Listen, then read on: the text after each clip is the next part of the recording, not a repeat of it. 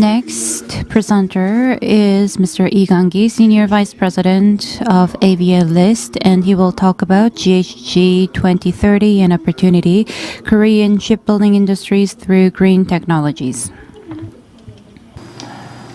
Hello everyone, I'm Professor Kang-ki Lee, or better known as KK Lee in shipbuilding industry.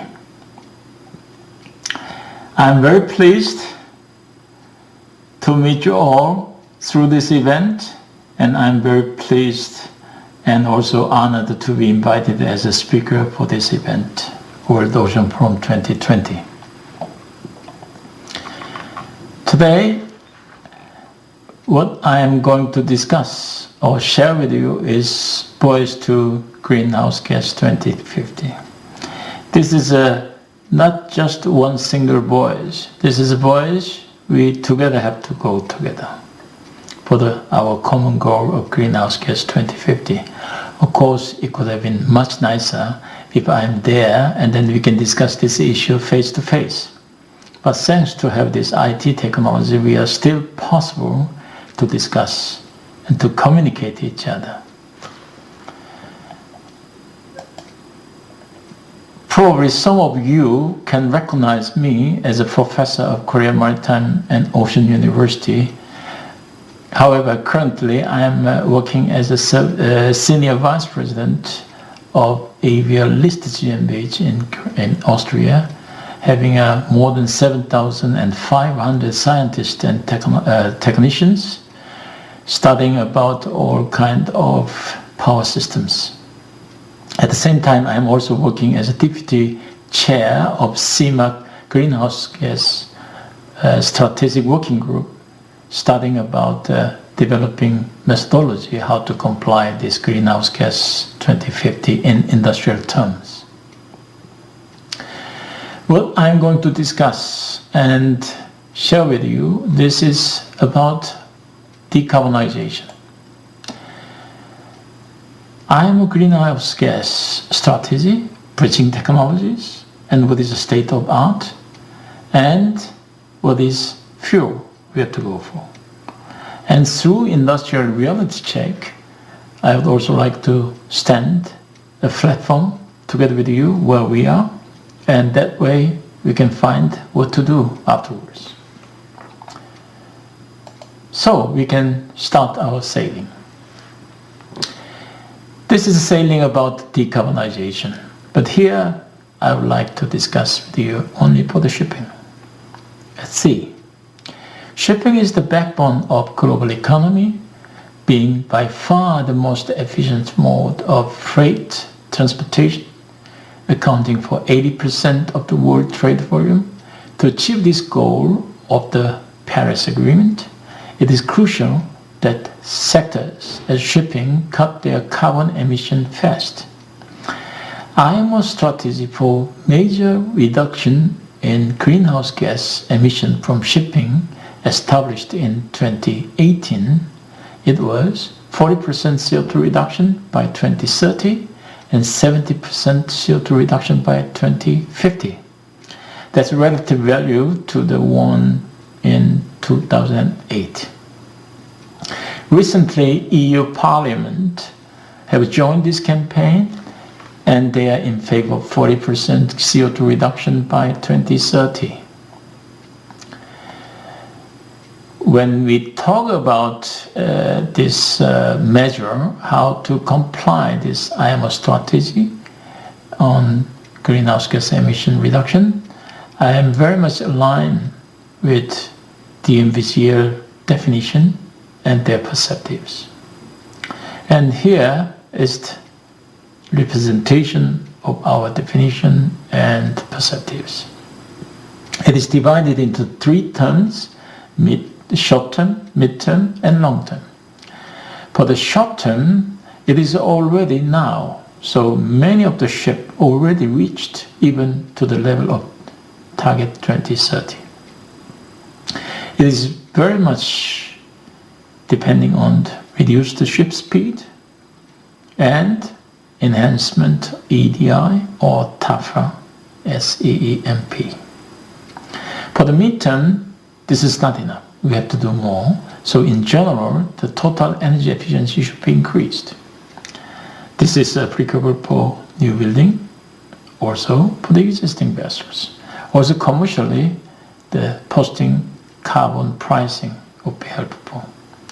And also we should have a very clear planning for the pathway, how we develop net carbon zero fuel. For the long term, 2030 and afterwards, it's a big step. We should have industrialized net carbon zero fuel available, and also new and innovation in technology to burn this fuel to the form of our energy source. When we talk about maritime transportation, I usually quote two charts. One on the right, this is an emission comparison by the different mode of the transport, and it is compared to maritime transportation and rail traction transport and road transportation and air transportation. Shipping generates only half of rail traction transportation. If you compare to the transportation by air, the air transportation generates more than 40 times more emission. This is why the maritime transportation is the most clean, the most efficient way, and is to be preferred. Left chart is the result of the exercise by ITF projecting the world growth in seaborne trade. This is under the assumption the world economy grows annually 2 to 3% and interpreted to the volume of the trade, thereby the shipping volume.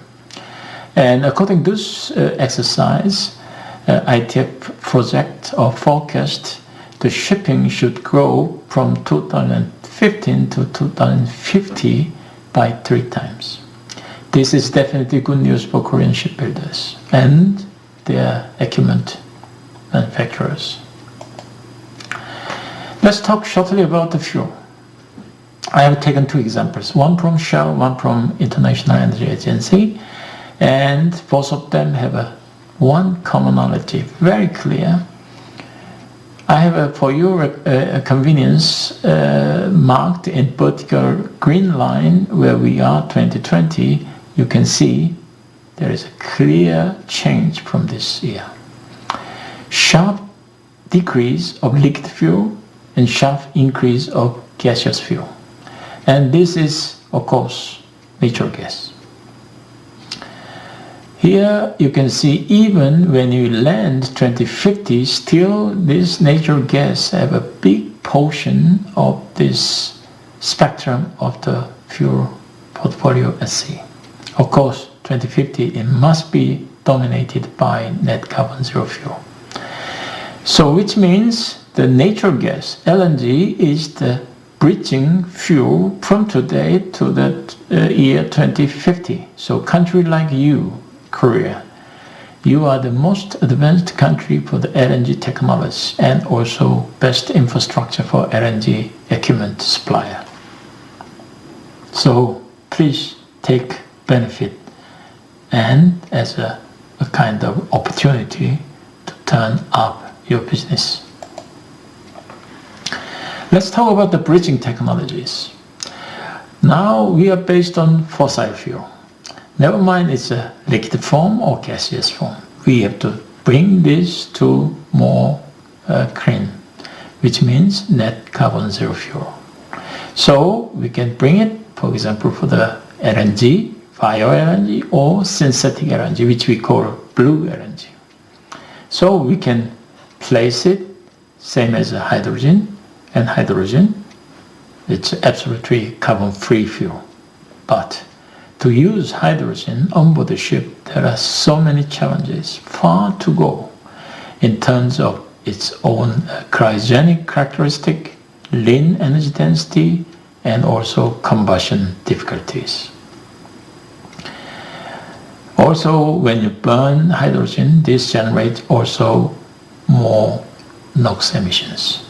So to solve these problems, as an intermediate solution, we came up as an intermediate fuel, ammonia, together with the blue LNG.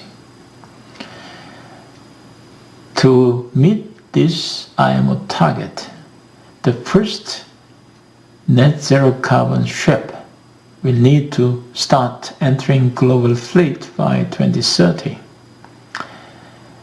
Considering the development period and also industrialization, there are not many years left. So there is a real sense of urgency I would like to share together with you. There is another very important technology we need for making all this possible, that is digitalization. Having all those data on board the ship to digitalized, that way we can real-time make a simulation and think about the scenario when ship is sailing, just like shown on this lower bottom picture, sailing together with the digital twin. And through this digital twin, we can make a scenario study, and also we can analyze based on condition-based monitoring, actual real-time watching, and make a diagnosis, and thereby, like AI, advise to the operator or decision maker or superintendent what is the condition, what should be done. So in the future, ship will sail, it is a visible future, will sail with a digital twin, and you will have the most safe and environment friendly and economical sailing. Let's see what industries are doing. Here, one example who served more than 250 years as provider for the prime mover for the ship and technology provider as well. They have developed already technology to burn different fuels. And here is another example. They are doing same. So they have already tested the hydrogen as a fuel and developing ammonia and methanol, so on. What Korean stakeholders are doing right here in this event is going on. Koreans, they take their roles despite of the coronavirus from very early of this year until just the recent days, hosted by the major shipyards. They team up amongst the stakeholders and committed themselves to comply this journey. How they can join this journey, they take ammonia as a media, because ammonia is one of the best hydrogen carrier. That taken fuel, they developed ship. So ammonia fueled the ship. That is their target, and joining the pathway to greenhouse gas 2050. Here I assembled all these into one slide, and I called it the technology to nature. So you can see hydrogen, nitrogen, it is ammonia, and then natural gas and hydrogen, and diesel mixture with the hydrogen. And then even ammonia with the mixed hydrogen. And those fuels are very different characteristics. Those characteristics could be extreme cryogenic, extreme toxicity, extreme lean density, so all different. So we need study about the fuel itself. Also how to burn to make a best combustion. This is somewhat dynamic study, and also different fluid, which means the safety calculation and simulation. All these should be digitalized and monitored, and these parameters should serve for the best practice of the ship. So this should serve to the decision making for the ship sailing, and also what could be the modification or improvement of the friction of the ship. And here I took one example as for the solution and new, let's say, study. That is carbon capture and storage. I took one example from the big container ship and their propulsion engine taken out, their data, and then we together made together with my colleagues, made a calculation, and according to this short study, already indicates this is possible to be installed on board the ship. I think this is a very meaningful study because that way we can capture carbon itself and also store it and to use as new start of generation of new fuel.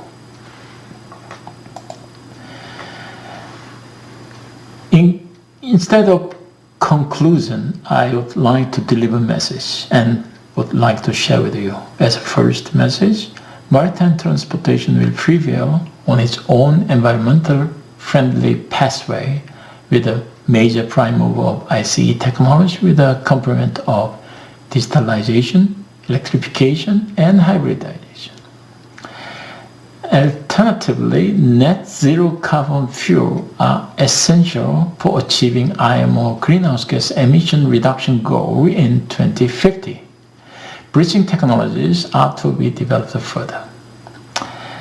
I am confident, together with you, who are the leading country for shipbuilding and associated technologies, and those spotters, academias in Korea, please, I urge you, do your contribution and take advantage as opportunity to create your new business or boost up your business.